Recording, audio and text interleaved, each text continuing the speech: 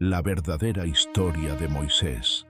Imagina por un momento que eres el hombre más buscado del mundo antiguo, que naciste condenado a morir, que te criaste en el palacio del enemigo y que, sin embargo, te convertiste en el instrumento de la liberación más colosal que registra la historia de la humanidad. Su nombre lo conoces, sus milagros también, pero su historia real, esa es la que casi nadie se ha atrevido a contar. Hoy vamos a ir más allá de la película, más allá del sermón del domingo. Vamos a rastrear las huellas de un hombre que existió en la frontera entre dos mundos, el poder humano y lo divino, y cuya historia contiene contradicciones, traumas y secretos que los siglos han enterrado bajo capas de reverencia. Hoy investigamos la verdadera historia de Moisés. Corría el siglo XIII antes de nuestra era, aproximadamente. Egipto era el imperio más poderoso del mundo conocido, y en algún lugar de sus fronteras, un pueblo extranjero, los hebreos, o Abiru, como los llamaban los egipcios, vivía sometido como fuerza de trabajo esclava. El faraón en el poder, probablemente Ramsés II, aunque el debate académico sobre esto jamás ha terminado, había emitido un decreto escalofriante. Todo hijo varón que nazca, échenlo al río Nilo, pero a toda hija dejadla vivir. Éxodo 1:22. Era un genocidio por decreto real, un intento sistemático de eliminar a una generación entera. Y en ese contexto de terror, nació un niño en una familia levita. Su madre, Jocabed, hizo lo impensable. No lo entregó. Lo escondió durante 3 meses. Y cuando ya no pudo ocultarlo más, construyó una cesta de papiro. La recubrió con brea y asfalto, la misma tecnología que se usaba para los botes en el Nilo, y lo confió a las aguas que debían haberlo matado. La hija del faraón lo encontró. Y aquí comienza la ironía más perturbadora de toda esta historia. El hombre que libraría a los hebreos de la esclavitud egipcia sería criado y educado por los propios esclavizadores. La Biblia nos dice que Moisés fue instruido en toda la sabiduría de los egipcios. Eso no era poca cosa. Significaba astronomía, administración, escritura jeroglífica, estrategia militar y rituales religiosos. Moisés era, en todos los sentidos prácticos, un príncipe egipcio. Dato arqueológico. No existe hasta hoy ningún registro egipcio que nombre a Moisés directamente. Sin embargo, la historia de niños colocados en cestas sobre ríos existe también en la leyenda del rey Acadio Sargón de Akkad, siglo XXIII a.C., lo que ha generado un fascinante debate. ¿Son paralelos literarios, tradición compartida o coincidencia histórica? Pero si Moisés vivía como príncipe, ¿qué fue lo que lo hizo abandonarlo todo? ¿Un acto de heroísmo o algo mucho más oscuro?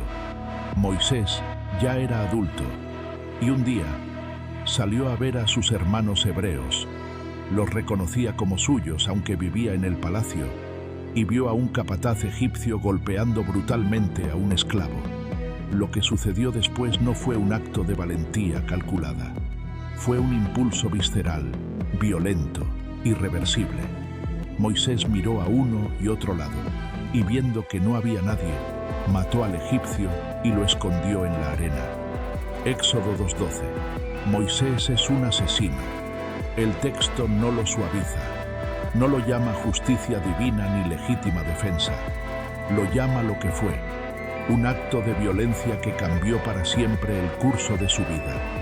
Y al día siguiente intentó mediar en una pelea entre dos hebreos. La respuesta que recibió lo devastó. ¿Piensas matarme a mí como mataste al egipcio? Éxodo 2:14. El secreto había salido. Moisés entendió en ese instante que ya no tenía lugar en ninguno de los dos mundos. Era demasiado hebreo para el palacio y demasiado egipcio para los esclavos. Huyó al desierto de Madián, el actual noroeste de Arabia Saudita o el Sinaí, según la escuela académica, y allí comenzó una vida completamente diferente. Se casó con Séfora, hija de un sacerdote madianita llamado Jetro. Tuvo hijos. Se convirtió en pastor. Pasó décadas en el anonimato total. Y aquí hay algo que rara vez se destaca. Cuando Moisés huye al desierto, tiene probablemente 40 años y permanecerá allí 40 años más antes de que algo lo cambie todo. 80 años de vida. Y la parte más importante aún no había comenzado. Reflexión psicológica. Algunos teólogos y psicólogos bíblicos señalan que este período de desierto fue esencial. El hombre que sería el libertador primero tuvo que ser quebrado, humillado y vaciado de todo poder terrenal. El príncipe debía morir para que el profeta pudiera nacer.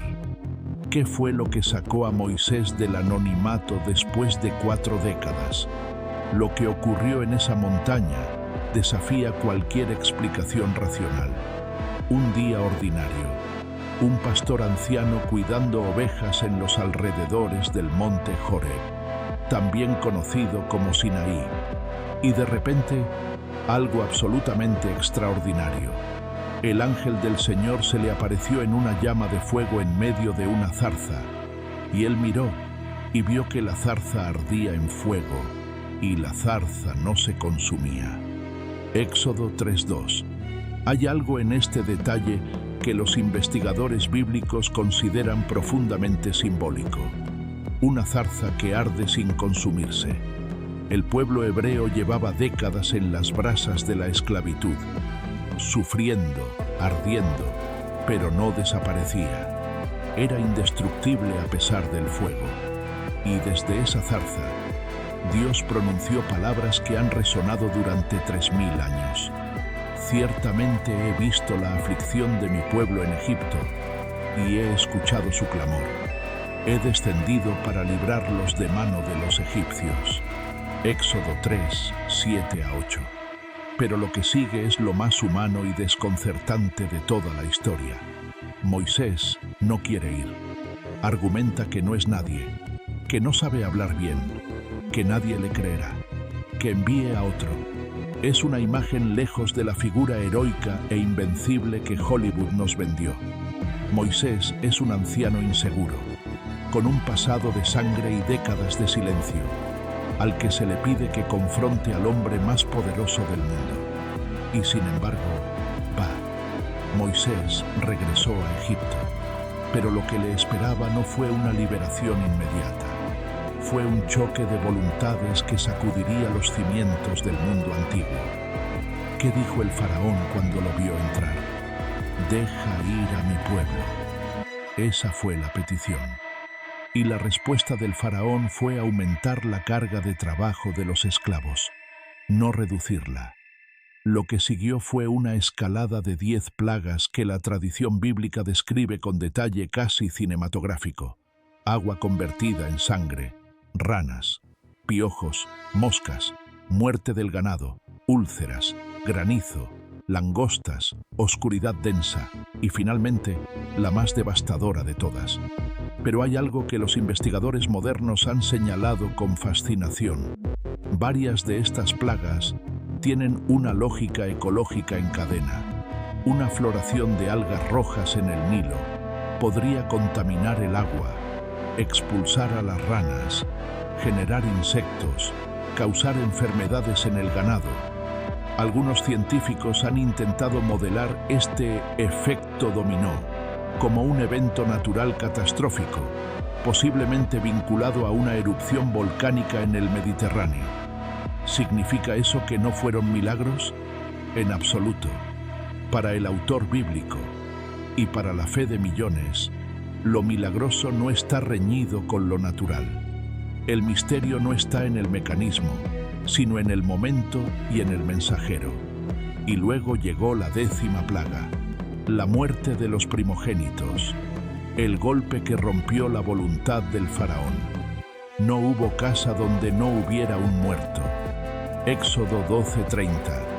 Esa misma noche, después de la primera Pascua, Pesaj en hebreo, la celebración más antigua del mundo que aún se practica actualmente, el faraón dijo las palabras que nadie esperaba: marchad. Y así comenzó el éxodo, la huida de un pueblo entero hacia lo desconocido. Dato histórico polémico. Hasta la fecha, no se ha encontrado evidencia arqueológica directa del éxodo en el registro egipcio. Egipto documentaba sus victorias, no sus derrotas. Algunos arqueólogos como Israel Finkelstein y Neil Asher Silverman argumentan que el éxodo tal como se narra no es verificable históricamente. Otros como James Hofmeier o Kenneth Kitchen defienden su plausibilidad histórica con evidencias indirectas. El debate sigue abierto. Salieron, pero el desierto no fue el camino que esperaban. Y Moisés, el hombre que liberó a un pueblo, también cometió el error que lo condenó a no ver la tierra prometida. El pueblo hebreo vagó por el desierto durante 40 años. 40 años que no eran solo una ruta geográfica, eran una transformación generacional. La generación que había nacido en la esclavitud, con la mentalidad del esclavo, no podía entrar a la tierra prometida. Tenía que surgir una nueva generación que nunca hubiera conocido las cadenas. Y durante esos 40 años, Moisés fue el mediador entre Dios y un pueblo que, honestamente, lo hizo sufrir enormemente. El texto bíblico es brutalmente transparente. El pueblo se quejó constantemente. Adoró un becerro de oro mientras Moisés estaba en el monte recibiendo la ley. Se rebeló múltiples veces. Moisés intercedió por ellos en repetidas ocasiones. Incluso llegó a decirle a Dios: si vas a hacer esto con ellos, mátame a mí también, para que yo no vea mi desgracia. Números 11:15. Es una declaración de agotamiento total, de un líder al límite. Y en ese estado de fractura emocional, llegó el momento que lo costó todo. En Meriba, el pueblo clamó por agua nuevamente. Dios le indicó a Moisés que le hablara a una roca, pero Moisés, frustrado, la golpeó 2 veces con su vara. Salió el agua. El milagro ocurrió, pero el costo fue devastador. Por cuanto no creísteis en mí, para santificarme delante de los hijos de Israel, por tanto, no meteréis esta congregación en la tierra que les he dado. Números 20:12. Ese fue el veredicto. Moisés podría ver la tierra prometida, pero nunca pisarla. Y así, a los 120 años de edad, Moisés subió al monte Nebo. Miró, vio desde lejos la tierra de Canaán y murió allí, en esa montaña solitaria, sin que nadie haya encontrado jamás su tumba. Ninguno sabe el lugar de su sepultura hasta hoy. Deuteronomio 34:6. El hombre que lo entregó todo, que llevó a un pueblo a través del imposible, que habló con Dios cara a cara como ningún otro ser humano en la historia bíblica, y que murió solo, mirando desde lejos lo que no podría alcanzar. ¿Qué nos dice la historia de Moisés hoy? Nos dice que los instrumentos del cambio histórico rara vez son los que esperamos. No fue un general, no fue un filósofo, fue un hombre con sangre en sus manos, con décadas de silencio en el desierto, con una tartamudez que lo avergonzaba y con más dudas que certezas. Nos dice que el poder sin humildad siempre encuentra su límite, que incluso los más grandes líderes tienen un golpe de vara que los excluye de ver el final de su propio sueño. Pero sobre todo, nos dice que la historia, la verdadera historia, no es la que cabe en una película de 2 horas ni en un versículo aislado. Es compleja, contradictoria, dolorosa y magnética al mismo tiempo. El Moisés real no era el Charlton Heston de las películas. Era un hombre fracturado y extraordinario a partes iguales. Un príncipe que eligió la esclavitud de su pueblo sobre el lujo. Un asesino que se convirtió en legislador. Un pastor que se enfrentó a un faraón. Y quizás por eso, 3000 años después, su historia sigue resonando. Porque habla de algo universalmente humano. El peso de ser llamado a algo más grande que tú mismo. ¿Y tú? ¿Con qué parte de la historia de Moisés te identificas más? ¿Con la huida al desierto? ¿Con la zarza ardiente? ¿O con mirar desde la montaña sin poder cruzar? Déjalo en los comentarios. Me encanta leer cómo estas historias antiguas conectan con nuestras vidas modernas. Si llegaste hasta aquí, ya sabes que las escrituras guardan secretos que van mucho más allá de lo que nos contaron. Cada semana profundizamos en uno de ellos. Suscríbete y activa la campana para que no te pierdas el próximo video, porque lo que vamos a descubrir la próxima vez te va a dejar sin palabras. Hasta entonces, sigue buscando, sigue cuestionando. Las respuestas más importantes siempre están debajo de la superficie.